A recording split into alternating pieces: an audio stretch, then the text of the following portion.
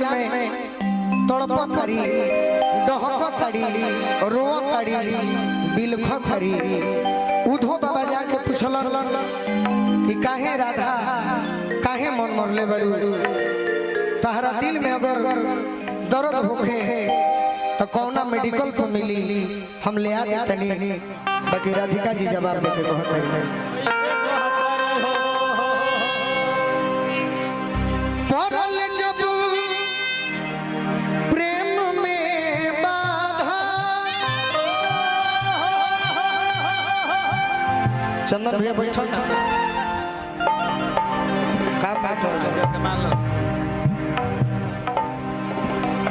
अरे छोड़ो ना हमार टिंकू भैया भाई बाड़ो भानु भैया बाड़ो आई मंच हो आ मंच के कर हो अभिषेक उर्फ मुंगेरी भैया के तो आज के नरेश वहाँ के बने तो जो न देश में रहल जाला वो देश के नरेश के आदेश के पालन हमारा करे के बा। हम आज तक जात नहीं देखले अब केहू के बुरा लागे लोग के तब हमार का दोष बा। अब जे बोलावे वाला लोग के कहता कि तनी मन एक लाइन गा दो तो गा देते नहीं उसे हमार का दोष बा। परल जब प्रेम में बाधा उधो जी से कहे राधा क्या कहे अरे बेदर्दा बेदर्दा दर्द देले बा उहे नु दी दवाई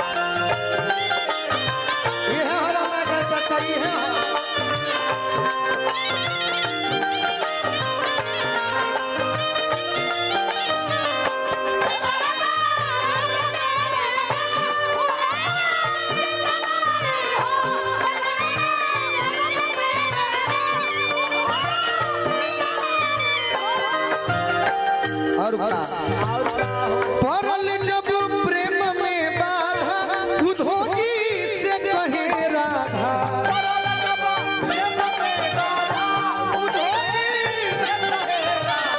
परल जब प्रेम में बाधा उधो जी से कहे राधा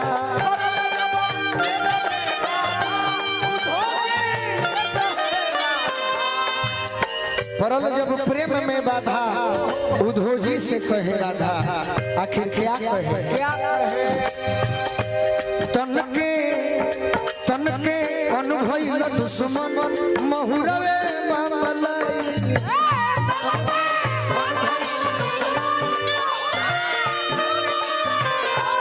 तन के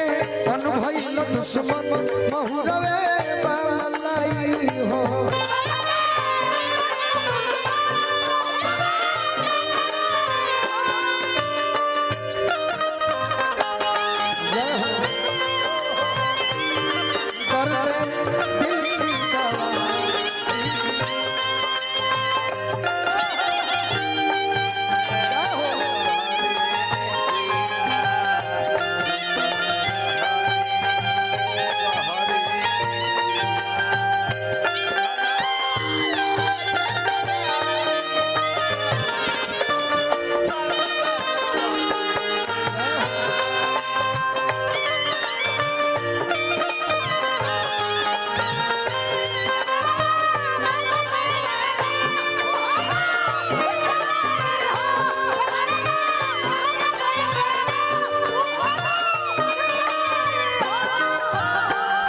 अरे मनोज भैया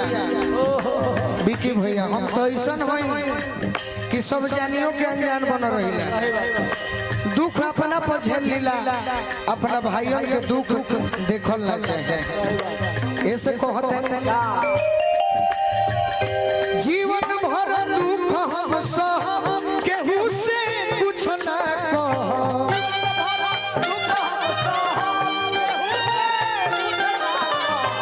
जीवन भर दुख हम सह केहू से कुछ ना कह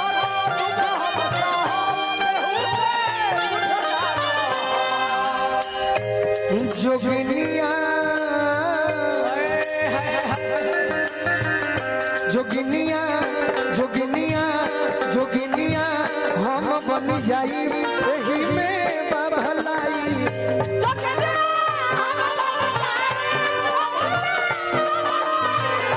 हम बन जाई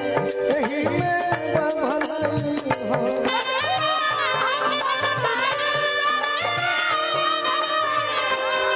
तनी मनी हम अपना बुचुल चाचा से आग्रह करो बड़ी श्रद्धा से भानु भैया बुचुल चाचा के बोलौले बड़े जेकरा बादकी के हम खुद हमार पूरा भोजपुरी फैन हो तो ओई जैसे नीचे गिराओ ओई जैसे नीचे गिराओ पटका से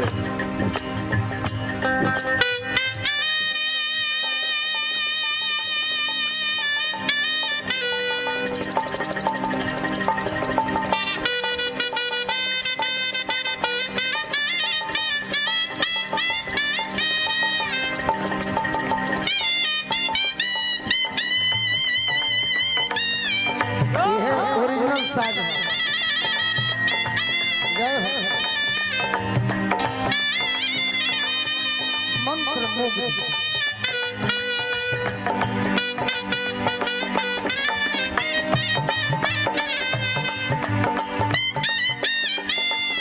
जगह पर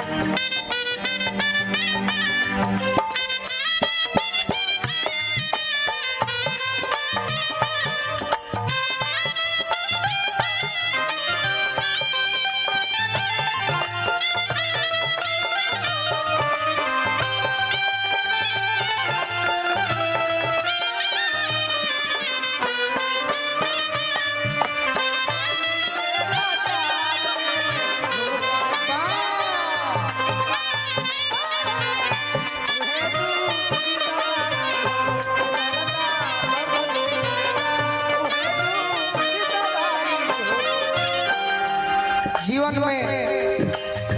आज नो हम खुश बनी हंसत नहीं बाकी जीवन हमार दुख से बीतल बा कैसे बहुत कहानी बा कहे लायक लिखे मनोज भैया आओ दुख में भइला के बाद एक दो लोग और दुखित हो जाइए तो ओकरा दुखित भइला से हम और दुखित हो जाइए भाव बाबा विरह और प्रेम के गठरी जीवन भर खोई ठठरी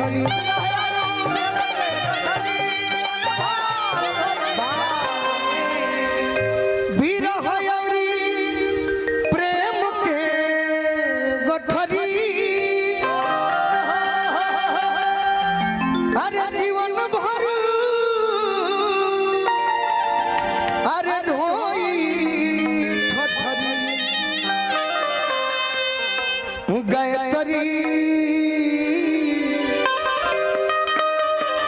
गायत्री अब जौन होई भोजपुरी के चौगुन ना भइल तो कुछ ना भइल गायत्री अरे बिन मरब ठिठुरी अरे नहीं गायत्री अरे बिन मरब ठिठुरी नहीं ओढ़ब रजाई